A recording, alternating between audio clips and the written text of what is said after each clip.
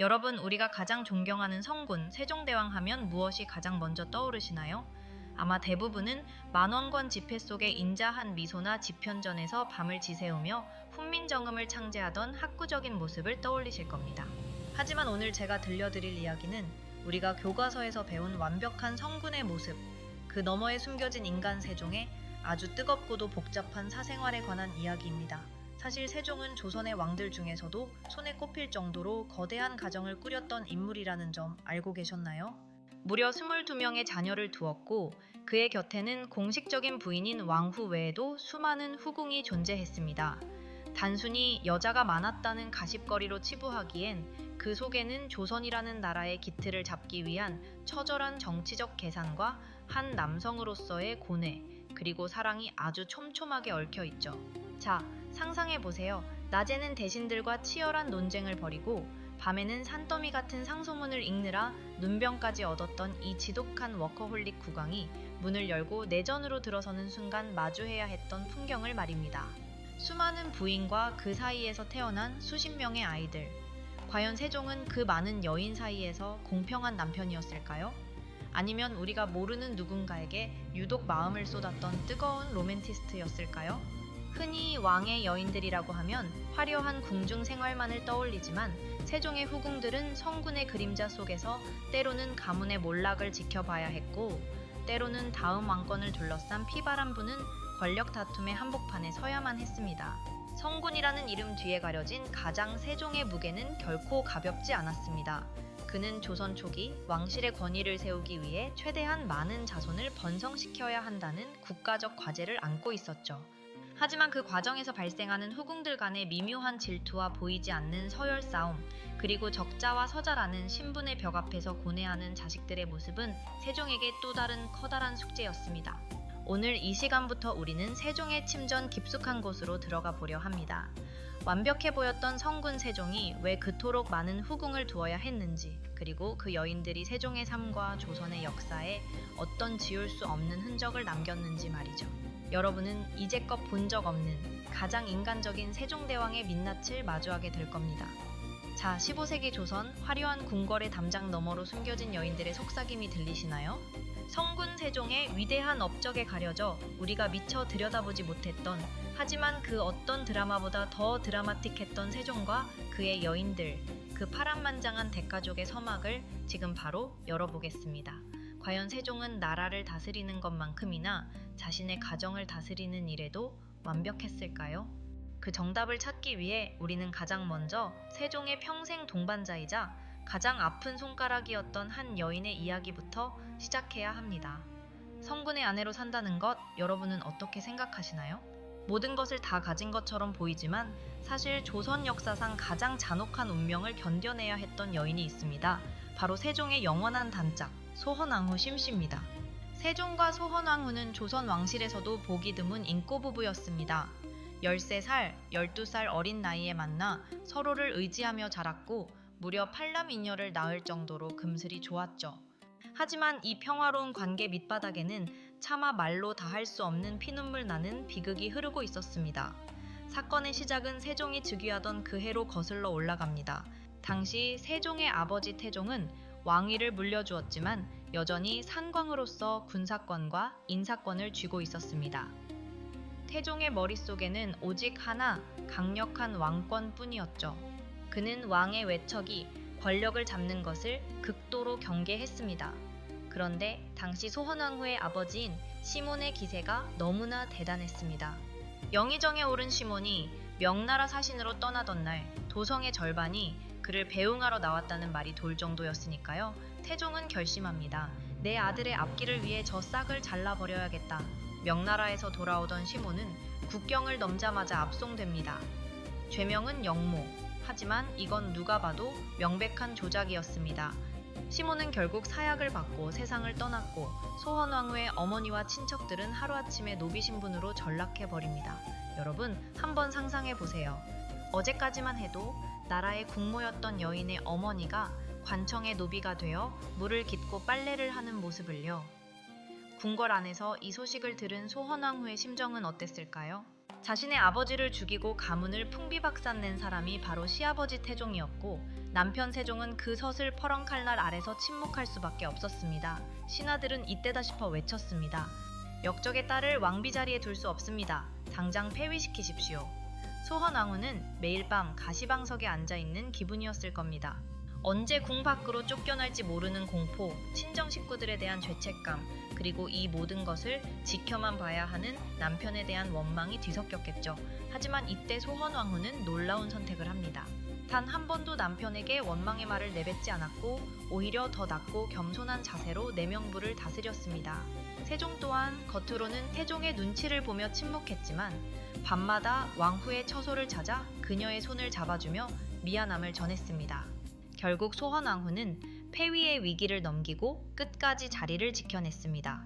그녀는 자신의 슬픔을 억누르며 세종이 성군이 될 수 있도록 묵묵히 내조했습니다. 세종이 한글을 창제하고 과학기구를 만들며 백성을 돌보는 동안 소헌왕후는 궁궐 안에 수많은 후궁과 자녀들을 자애로운 마음으로 품었습니다. 시어머니 원경왕후가 후궁들을 질투해 피바람을 일으켰던 것과는 정반대의 행보였죠. 어쩌면 그녀는 자신의 가정이 깨졌기에 왕실이라는 거대한 가정을 지키기 위해 더 처절하게 노력했는지도 모릅니다. 하지만 아무리 강한 여인이라도 가슴속에 맺힌 한은 쉽게 풀리지 않는 법이죠. 소헌왕후는 노년에 접어들며 사랑하는 자식들을 먼저 떠나보내는 아픔까지 겪게 됩니다. 그녀가 죽기 직전까지 가슴에 품었던 마지막 소원은 무엇이었을까요? 아마도 권력도 명예도 아닌 그저 평범한 한 여인으로서 가족들과 오순도순 사는 삶이 아니었을까요? 그런데 말입니다. 소헌왕후가 이토록 처절하게 내명부를 지키고 있을 때 세종의 곁에는 그녀의 아픔을 채워주는 또 다른 여인들이 등장하기 시작합니다. 그 중에서도 소헌왕후의 가장 가까운 곳에서 세종의 마음을 훔친 아주 특별한 여인이 있었는데요. 성군 세종이 소헌왕후에게 미안함을 느끼면서도 결코 멈출 수 없었던 뜨거운 사랑의 주인공, 과연 그녀는 누구였을까요? 다음 장에서는 소헌왕후의 지밀 라인에서 세종의 가장 총애받는 후궁이 된 신데렐라 같은 삶을 살았던 한 여인의 반전 스토리를 들려드리겠습니다. 성군 세종의 곁을 지켰던 수많은 여인 중 여러분이 가장 주목해야 할 인물은 따로 있습니다. 왕비인 소헌왕후가 세종의 정신적 지주였다면 지금 소개할 이 여인은 세종의 지친 밤을 위로하고 가장 많은 자손을 남긴 명실상부 세종이 가장 사랑했던 여인입니다. 그런데 놀라운 사실은 그녀의 출신입니다. 화려한 가문 출신도 아닌 바로 소헌왕후의 곁에서 수발을 들던 천민 출신의 노비 나인 김씨였습니다. 훗날 우리는 그녀를 신빈 김씨라 부르게 되죠. 궁궐의 가장 낮은 곳에서 물을 깃고 빨래를 돕던 노비가 어떻게 조선 최고의 성군 세종의 마음을 단번에 사로잡았을까요? 당시 기록을 보면 그녀는 성품이 유순하고 조심성이 깊어 소헌왕후의 신뢰가 대단했다고 합니다. 그런 그녀가 세종의 눈에 든 것은 단순한 우연이 아니었을 겁니다. 매일 밤낮 없이 학문에 매진하며 스스로를 채찍질하던 세종에게 묵묵히 곁을 지키며 세심하게 자신을 보살펴주는 김씨의 모습은 커다란 위안으로 다가왔을 겁니다. 보통 드라마를 보면 왕의 총애를 독점하는 후궁이 나타나면 중전이 질투하고 싸움이 벌어지기 마련이죠. 하지만 세종의 궁궐은 달랐습니다. 여기서 정말 믿기 힘든 일이 벌어집니다. 소헌왕후는 자신의 몸종이었던 신빈 김씨가 세종의 승은을 입자 오히려 그녀를 아끼고 보호해 주었습니다. 심지어 신빈 김씨가 낳은 아이들을 소헌왕후가 직접 거두어 키워주기까지 할 정도였죠. 정식 부인과 후궁이 한 남자를 사이에 두고 이토록 깊은 신뢰와 우애를 나눴다는 것, 이것이 바로 세종이 꿈꿨던 가정의 태평성대가 아니었을까요? 신빈 김씨는 세종과의 사이에서 무려 6명의 아들과 2명의 딸을 낳았습니다. 조선시대를 통틀어 후궁이 이렇게 많은 아들을 낳은 경우는 극히 드뭅니다. 이는 세종이 그녀를 얼마나 자주 찾았고 얼마나 깊이 총애했는지를 보여주는 확실한 증거죠. 하지만 그녀는 결코 교만해지지 않았습니다. 자신의 신분을 잊지 않았고 세종이 죽을 때까지 내명부의 질서를 어지럽히는 일 없이 묵묵히 자신의 자리를 지켰습니다. 세종 역시 그런 그녀를 위해 파격적인 대우를 해줍니다. 천민 출신인 그녀를 내명부 최고 등급인 정일품 빈의 자리에 올린 것이죠. 하지만 영원할 것 같았던 이들의 사랑에도 이별의 그림자가 드리웁니다. 세종이 병석에 눕게 되자 신빈 김씨는 지극정성으로 간호하며 밤을 지새웠습니다. 그러나 1450년 세종은 끝내 숨을 거두고 맙니다. 남편이자 주군이었던 세종이 떠나자 신빈 김씨는 미련 없이 화려한 궁궐을 떠납니다. 그리고 머리를 깎고 비구니가 되어 평생을 세종의 명복을 빌며 살아가죠. 권력에 욕심을 냈다면 충분히 아들들을 앞세워 정치적 목소리를 낼 수도 있었겠지만 그녀는 끝까지 세종의 여인으로 남는 길을 택한 겁니다. 신빈 김씨의 이야기는 단순한 신데렐라 스토리가 아닙니다. 신분의 한계를 뛰어넘어 성군의 마음을 얻고 질투와 모략이 판치는 궁궐에서 겸손이라는 무기로 자신과 자식들을 지켜낸 한 여인의 승리 기록이죠. 그런데 여러분, 세종에게는 신빈 김씨만큼이나 특별했던, 하지만 그 결말은 너무나도 달랐던 또 다른 여인이 있었습니다. 그녀는 세종 사후 조선 왕조를 피바람으로 몰고 간 비극적 사건의 한복판에 서게 되는데요. 세종이 죽으면서 내 어린 손자를 부탁한다며 손을 맞잡았던 여인, 그리고 수양대군의 칼날 앞에서도 결코 무릎 꿇지 않았던 강인한 어머니. 과연 단종의 수호신이라 불렸던 혜빈 양씨에게는 어떤 가슴 아픈 사연이 숨겨져 있을까요? 다음 챕터에서 그 비극적인 충성심의 기록을 확인해 보시죠. 여러분, 왕이 죽기 직전 가장 믿을 수 있는 사람에게 남기는 마지막 부탁이 무엇일까요? 내 영토를 지켜달라는 것일까요? 아니면 내 업적을 기려달라는 것일까요? 조선의 성군 세종에게는 그보다 훨씬 절박하고도 가슴 아픈 부탁이 하나 있었습니다. 바로 내 어린 손자를 끝까지 지켜달라는 간절한 호소였죠. 그리고 이 무거운 운명의 짐을 기꺼이 짊어진 채 서슬퍼런 칼날 앞에 온몸으로 맞섰던 여인이 있습니다. 오늘 우리가 주목할 인물, 바로 혜빈 양씨입니다. 혜빈 양씨는 세종의 후반기 인생에서 빼놓을 수 없는 중요한 여인입니다. 하지만 그녀의 삶은 앞서 본 신빈 김씨처럼 은혜와 평온함으로 가득 차 있지 않았습니다. 오히려 조선 왕실에서 가장 비극적인 소용돌이 한복판에 서 있었죠. 사건의 발단은 세종의 맏며느리이자 훗날 문종의 부인이 되는 현덕왕후가 단종을 낳고 단 사흘 만에 세상을 떠나면서 시작됩니다. 갓 태어난 원손, 즉 훗날의 단종은 어머니의 따뜻한 품 한번 느껴보지 못한 채 궁궐의 미아가 될 위기에 처합니다. 이때 세종이 누구를 불렀을까요? 수많은 후궁 중에서도 가장 강단 있고 자애로운 성품을 지녔던 혜빈 양씨를 선택합니다. 세종은 그녀에게 갓난아기였던 손자 홍희를 맡기며 신신당부합니다. 이 아이를 내 친자식처럼 키워다오. 이 아이의 어미가 되어다오. 혜빈 양씨는 왕의 명이 아니더라도 가련한 어린 생명을 위해 자신의 모든 것을 쏟아붓기로 결심합니다. 그녀는 실제로 단종을 품에 안고 젖을 먹이며 세종과 문종이 세상을 떠날 때까지 정성을 다해 키워냈습니다. 단종에게 혜빈 양씨는 궁궐에서 유일하게 기댈 수 있는 어머니 그 자체였죠. 하지만 평화는 오래가지 않았습니다. 세종이 죽고 뒤를 이은 문종마저 재위 2년 만에 승하하면서 조선 왕실에는 거대한 먹구름이 들이옵니다. 겨우 12살인 어린 단종이 왕위에 오르자 호시탐탐 기회를 노리던 야심가 수양대군이 움직이기 시작한 겁니다.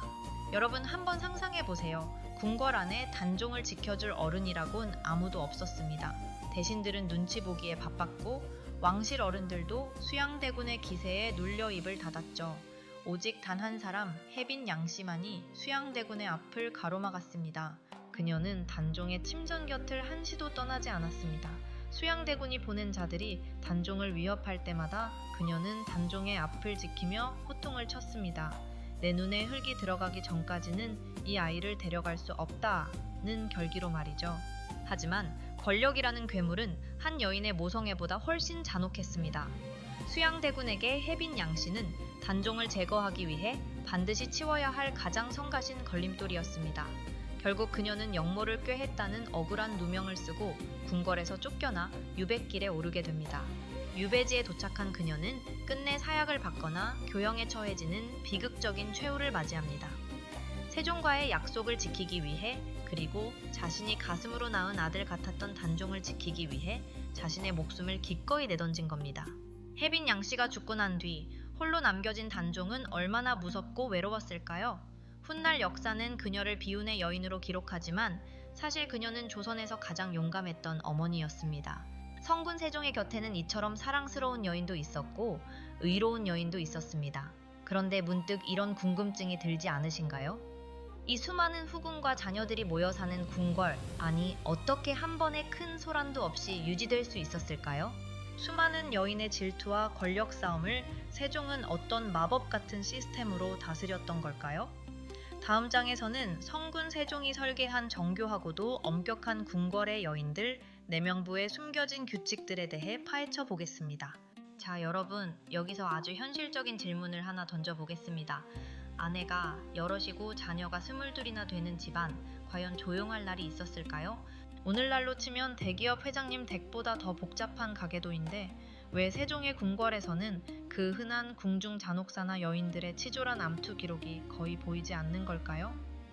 그건 바로 세종대왕이 나라를 다스리는 법전인 경국대전의 모태를 닦았듯 자신의 집안인 내명부에도 아주 정교하고 빈틈없는 시스템을 설계했기 때문입니다. 당시 궁궐의 여인들은 단순히 왕의 총애를 기다리는 수동적인 존재가 아니었습니다. 그들은 내명부라는 국가 공식 조직에 소속된 엄연한 공무원들이었죠. 세종은 후궁들에게 정일품, 빈부터 종사품, 수건까지 명확한 등급을 부여했습니다. 이 등급은 단순한 명예직이 아니었습니다. 품계에 따라 나라에서 받는 쌀과 콩의 양이 정해져 있었고 부릴 수 있는 나인의 숫자, 심지어 입는 옷의 색깔과 장신구의 모양까지 철저하게 규정되어 있었습니다. 한마디로 넘볼 수 없는 서열을 만들어 불필요한 질투와 경쟁이 끼어들 틈을 주지 않은 겁니다. 최고 등급인 비는 오늘날의 장관급 대우를 받으며 왕비를 보좌해 내명부 전체를 운영하는 경영진 역할을 했습니다. 그 밑의 숙의 소용, 수건들은 각자의 위치에서 왕실의 제사 준비하거나 궁궐 내의 의식주를 관리하는 실무적인 책임자 역할을 맡았죠. 여러분, 이게 바로 세종의 천재적인 통치 스타일입니다.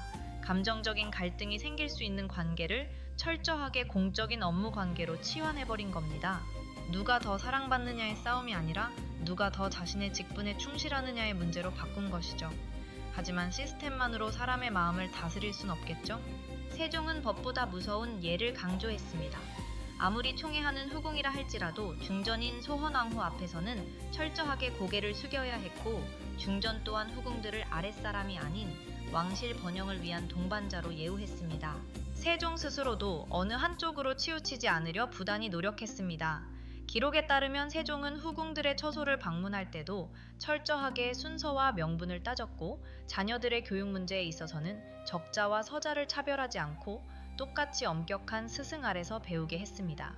결국 세종시대의 내명부가 평온했던 건 왕의 권위로 억눌렀기 때문이 아니라 모두가 승복할 수 있는 공정함이 작동했기 때문입니다. 후궁들은 자신이 맡은 역할에 자부심을 느꼈고 왕비는 그들의 헌신을 인정해 주었습니다. 성군 세종이 만든 이 완벽한 유리천장 안에서 여인들은 질투 대신 질서를 선택한 것이죠. 그런데 말입니다. 이렇게 완벽해 보이는 시스템 안에서도 사람 사는 곳이다 보니 예상치 못한 균열과 은밀한 사건들이 벌어지기 마련입니다. 실록의 행간을 자세히 읽어보면 세종이 이 질서를 지키기 위해 얼마나 진땀을 흘렸는지, 그리고 때로는 성군답지 않게 당황하며 수습했던 인간적인 에피소드들이 숨어 있습니다. 과연 이 거대한 가정을 운영하면서 세종을 가장 골머리 썩게 했던 사건은 무엇이었을까요? 그리고 기록관들조차 차마 다 적지 못했던 후궁들과 자녀들 사이의 숨겨진 갈등은 어떤 모습이었을까요? 다음 장에서는 실록의 뒤편에 숨겨진 세종의 아주 내밀하고도 흥미진진한 가정사 속 사건들을 하나씩 파헤쳐 보겠습니다. 여러분, 세상에서 가장 어려운 일이 뭐라고 생각하시나요? 나라를 다스리는 일? 훈민정음을 만드는 일? 아마 세종에게 물었다면 22명의 아이를 키우며 수많은 부인의 마음을 달래는 일이라고 대답했을지도 모릅니다. 아무리 정교한 내명부 시스템을 만들었어도 결국 그 안에서 숨쉬는 건 감정을 가진 사람들이었으니까요. 실록의 딱딱한 기록들을 유심히 들여다보면 성군이라는 거대한 가면 뒤에서 한숨을 내쉬며 가족들의 갈등을 중재하던 인간 세종의 아주 골치 아픈 현실 육아와 현실 남편의 모습이 툭툭 튀어나옵니다. 한번 상상해 보세요. 낮에는 집현전 학사들과 고도의 철학적 논쟁을 벌이던 세종이 밤이 되어 침전으로 돌아가면 전하, 누구누구의 아들은 이번에 이런 선물을 받았는데 왜 우리 아들은 안 주십니까? 라거나 중전마마께서 저만 미워하시는 것 같습니다. 라는 후궁들의 은근한 하소연을 들어야 했다면 어땠을까요? 실제로 세종은 후궁들 사이의 미묘한 기싸움을 잠재우기 위해 아주 독특한 방법을 썼습니다. 바로 기록과 원칙이라는 무기였죠. 누군가에게 선물을 줄 때도 단순히 마음 가는 대로 주는 게 아니라 그 후궁의 품계와 공로, 그리고 아이들의 나이까지 고려한 아주 정밀한 리스트를 만들었습니다. 사랑조차 데이터로 관리하려 했던 이 철저한 국왕의 모습, 정말 세종답지 않나요? 하지만 그런 세종도 자식 문제 앞에서는 무너질 때가 있었습니다. 세종의 아들들은 저마다 개성이 강했고 그만큼 사고도 많이 쳤거든요. 특히 후궁소생의 왕자들은 신분상의 제약 때문인지 때때로 엇나가는 모습을 보이기도 했습니다. 실록에는 세종이 아들들의 품행을 꾸짖으며 너희가 왕의 아들이라고 해서 법을 어긴다면 내가 어찌 백성들에게 법을 지키라 하겠느냐며 불호령을 내리는 장면이 기록되어 있습니다. 그런데 재미있는 건 그렇게 엄격하게 혼을 내고 나서도 뒤돌아서면 자식들이 먹고 싶어 하는 음식을 몰래 보내주거나 스승들에게 내 아이를 너무 가혹하게 대하지는 말아달라고 당부하는 편지를 쓰기도 했다는 점입니다. 성군이기 이전에 자식의 잘못에 가슴 아파하고 작은 재롱에 기뻐하는 평범한 아버지였던 셈이죠. 더 흥미로운 건 후궁들과의 관계입니다. 세종은 후궁들이 자신의 친정 식구들을 위해 청탁을 넣는 것을 가장 경계했습니다. 장인어른 시몬의 비극을 겪었기에 외척이 권력에 개입하는 것이 얼마나 위험한지 누구보다 잘 알았기 때문이죠. 한 번은 총애하던 후궁이 조심스럽게 친척의 벼슬 자리를 부탁하자 세종은 그 자리에서 불같이 화를 내며 그 후궁을 며칠 동안 찾지 않았다는 기록도 있습니다. 사랑하는 여인의 부탁을 거절해야만 했던 남편의 마음은 또 얼마나 무거웠을까요? 세종의 침전은 결코 평온하기만 한 것이 아니었습니다. 그곳은 끊임없는 욕망과 질투, 그리고 부모로서의 책임감이 충돌하는 또 하나의 전쟁터였습니다. 하지만 세종은 이 모든 소란을 성군이라는 이름의 인내심으로 덮었습니다. 후궁들에게는 공정한 기회를 주고 자녀들에게는 엄격한 교육을 통해 그들이 조선의 기둥이 되도록 이끌었죠. 자, 그런데 여기서 우리는 한 가지 의문을 가져야 합니다. 이렇게 세종이 공을 들여 키운 수많은 아들, 특히 후궁의 몸에서 태어난 서자들은 나중에 어떻게 되었을까요? 아버지 세종이 살아있을 때는 그저 화목한 대가족의 일원이었지만 아버지가 눈을 감고 권력의 공백이 생기자 이들은 조선의 운명을 뒤흔드는 거대한 체스판의 말들이 되어버립니다. 세종이 그토록 사랑했던 아들들이 왜 서로에게 칼을 겨누게 되었는지, 그리고 후궁 소생의 왕자들이 조선의 권력 지도를 어떻게 다시 그렸는지 궁금하지 않으신가요? 다음 장에서는 성군 세종의 가계도가 낳은 조선 최고의 권력 투쟁, 그 화려하고도 비극적인 뒷이야기를 들려드리겠습니다. 여러분, 한번 상상해보세요. 명절날 온 가족이 모였는데 형제가 무려 18명입니다. 그것도 그냥 형제가 아니라 다들 나라에서 내노라 하는 수재들의 권력의 핵심들이죠. 성군 세종이 그토록 바랐던 왕실의 번영은 18명의 아들이라는 결과로 나타났습니다. 하지만 역설적이게도 이 풍성한 자식 농사가 훗날 조선을 피바람 불는 권력의 소용돌이로 몰아넣는 도화선이 될 줄은 세종 자신도 미처 몰랐을 겁니다. 보통 왕의 서자라고 하면 궁궐 구석에서 숨죽여 지내거나 정치와는 거리가 먼 삶을 살 것 같지만 세종의 아들들은 달랐습니다. 세종은 자신의 천재적인 유전자를 물려받은 아들들을 단순히 왕의 자식으로만 키우지 않았습니다. 그는 아들들을 자신의 가장 강력한 정치적 파트너이자 학문적 동반자로 활용했죠. 훈민정음을 만들 때나 과학기구를 정비할 때 세종의 곁에는 집현전 학사들뿐만 아니라 그의 아들들이 늘 함께 있었습니다. 적자인 대군들은 물론이고 후궁의 몸에서 태어난 서자들인 군들 역시 각자의 재능에 따라 조정의 대소사에 깊숙이 관여했습니다. 하지만 여기서 문제가 발생합니다. 아들들이 너무 똑똑하고 능력이 출중했던 게 화근이었죠. 세종이 살아있을 때는 그 압도적인 카리스마 아래 모두가 일사불란하게 움직였지만 태양 같은 아버지가 사라지자 상황은 급변합니다. 특히 후궁 소생의 왕자들은 자신의 어머니와 가문의 명예를 걸고 거대한 권력의 줄타기를 시작해야만 했습니다. 왕위를 계승한 문종이 몸이 약해 일찍 세상을 떠나자 이 18명의 형제는 이제 함께 공부하던 형제가 아니라 서로를 제거하거나 이용해야 할 정적으로 마주하게 된 겁니다. 우리가 잘 아는 수양대군, 즉 세조가 왕위를 찬탈하는 과정에서 이 후궁의 아들들은 결정적인 역할을 합니다.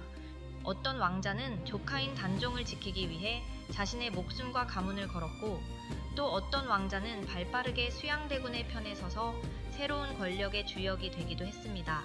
예를 들어 세종이 그토록 총애했던 신빈 김씨의 아들들은 수양대군과 아주 밀접한 관계를 유지하며 권력의 핵심을 지켰습니다. 반면 앞서 말한 혜빈 양씨의 아들들은 끝까지 단종을 지키려다 비극적인 최후를 맞이했죠. 한배에서 나오지는 않았지만 같은 아버지를 둔 이 형제들의 엇갈린 선택은 조선 초기의 지도를 완전히 다시 그렸습니다. 세종이 그토록 공들여 쌓아 올린 유교적 질서와 가족의 화목이 권력이라는 탐욕 앞에서 얼마나 허망하게 무너질 수 있는지를 역사는 잔인하게 보여준 겁니다. 세종의 후궁들이 낳은 이 수많은 아들은 조선 왕조의 기틀을 공고히 하는 든든한 버팀목이 되기도 했지만, 동시에 왕실의 정통성을 뒤흔드는 양날의 검이 되기도 했던 셈입니다. 결국 세종의 화려했던 사생활과 그 결과물인 수많은 자녀는 조선이라는 나라의 번영과 비극이라는 두 가지 유산을 동시에 남겼습니다. 성군 세종의 뒤편에서 묵묵히 아이들을 키워냈던 후궁들은 자신들의 아들이 서로에게 칼을 겨누는 이 비극을 보며 어떤 생각을 했을까요? 이제 우리의 이야기는 그 마지막 장을 향해 달려갑니다. 세종의 수많은 여인과 자식들, 그들이 남긴 흔적은 오늘날 우리에게 어떤 의미로 남아있을까요? 단순히 한 왕의 복잡한 가정사를 넘어 그 속에 담긴 인간적인 고뇌와 국가 경영의 빛과 그림자를 정리해 보겠습니다. 세종이 꿈꿨던 완벽한 국가와 완벽한 가정, 그 종착역에는 과연 무엇이 기다리고 있었을까요? 여러분, 이제 성군 세종의 화려한 궁궐 담장 너머 그 깊숙한 곳을 들여다본 우리의 긴 여정이 막을 내릴 시간입니다. 우리는 지금까지 세종대왕이라는 거대한 이름 뒤에 숨겨진 한 남자의 뜨거운 사랑과 고뇌, 그리고 그를 둘러싼 여인들의 파란만장한 삶을 함께 지켜보았습니다. 훈민정음 창제와 추국이 제작 같은 위대한 업적들 사이사이에 사실은 수많은 아이의 울음소리와 후궁들의 소리 없는 치맛바람, 그리고 가족의 안녕을 빌던 한 남편의 간절한 기도가 섞여 있었다는 사실이 이제는 조금 다르게 다가오시나요?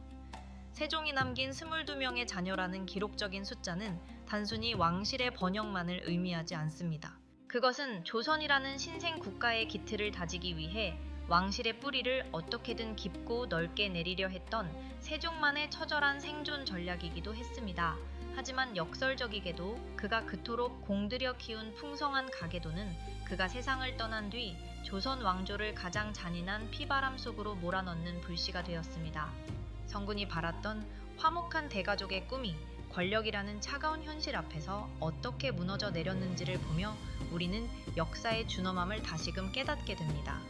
그럼에도 불구하고 우리가 세종의 후궁들과 그 가족사에 주목해야 하는 이유는 분명합니다. 세종은 단순히 법으로 나라를 다스린 군주가 아니었기 때문입니다. 그는 내명부라는 정교한 시스템을 통해 여성들의 지위와 역할을 규정했고, 서자들에게도 재능을 펼칠 기회를 주었으며, 비극적인 운명 앞에서도 끝까지 신의를 지키려 했던 혜빈 양씨 같은 여인들을 곁에 두었습니다. 이 모든 과정은 세종이 꿈꿨던 예치, 즉 예로서 다스리는 나라가 가정이라는 가장 작은 단위에서부터 어떻게 실현되어야 하는지를 보여주는 거대한 실험실과도 같았습니다. 우리는 흔히 세종대왕을 인간을 초월한 신적인 존재로 박제하곤 합니다. 하지만 오늘 우리가 만난 세종은 달랐습니다. 총애하는 후궁의 부탁에 마음이 흔들리고 사고치는 아들들 때문에 밤잠을 설치며 먼저 떠난 아내를 그리워하며 눈물 짓던 우리와 다를 바 없는 가장이었습니다. 어쩌면 그가 백성들에게 그토록 사랑할 수 있었던 원동력은 궁궐 안의 그 복잡하고도 시끌벅적한 대가족을 책임지며 배웠던 인간에 대한 깊은 이해와 연민이었을지도 모릅니다. 후궁들의 삶 또한 마찬가지입니다. 누군가는 천민의 신분을 이겨내고 최고의 자리에 올랐고, 누군가는 목숨을 걸고 어린 왕을 지켰으며, 또 누군가는 이름 없는 그림자로 남아 성군의 내조에 전념했습니다. 이 여인들이 없었다면 우리가 아는 위대한 세종의 시대는 결코 완성될 수 없었을 겁니다.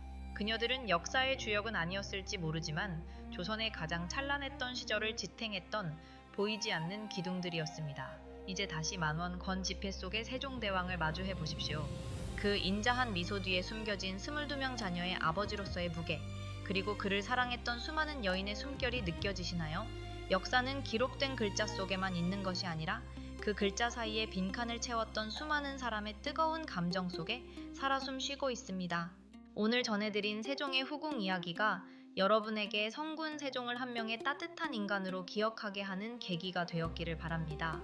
완벽해 보였던 성군조차 피해갈 수 없었던 삶의 고뇌와 갈등, 하지만 그 속에서도 끝내 잃지 않았던 인간에 대한 예의, 그것이 바로 세종과 그의 여인들이 600년의 시간을 넘어 오늘날 우리에게 건네는 진짜 이야기가 아닐까요?